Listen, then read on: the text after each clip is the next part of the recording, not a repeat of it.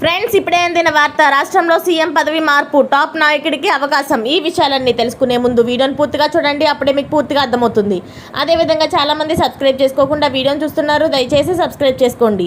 Subscribe చేసుకోవడం వల్ల నేను చేసే ప్రతి వీడియో అప్డేట్ మీకు ముందుగానే నోటిఫికేషన్ రూపంలో వస్తుంది. అదేవిధంగా లైక్ చేయడం మర్చిపోతున్నారు, దయచేసి లైక్ చేయండి. లైక్ చేయడం వల్ల ఇటువంటి ఇంపార్టెంట్ ఇన్ఫర్మేషన్ చాలామందికి రీచ్ చేసిన వాళ్ళు అవుతాం. ఇక లేట్ చేయకుండా వీడియోలోకి వెళ్ళిపోదాం. రాష్ట్రంలో రాజకీయాలు చాలా హాట్గా కొనసాగుతున్నాయి. ఇప్పుడు తెలంగాణలో ఏం జరుగుతుందో అనే టెన్షన్ అందరిలోని ఉంది.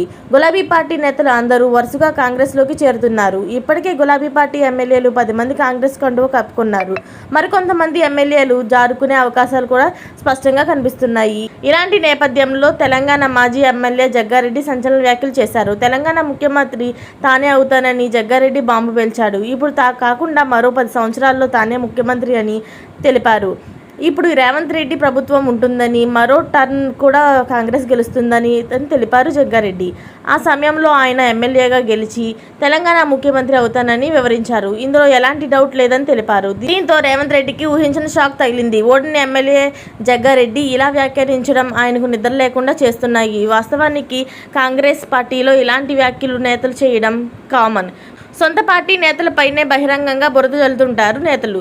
ఇక ఇప్పుడు జగ్గారెడ్డి కూడా అవే వ్యాఖ్యలు చేయడం గమనార్హం. ఇలాంటి లేటెస్ట్ అప్డేట్స్ అన్ని మీరు ముందుగానే పొందాలి అనుకుంటే ఛానల్ని సబ్స్క్రైబ్ చేసుకోండి. అలాగే పక్కనే ఉన్న గంట సింబల్ క్లిక్ చేయడం మర్చిపోకండి. Thanks for watching friends.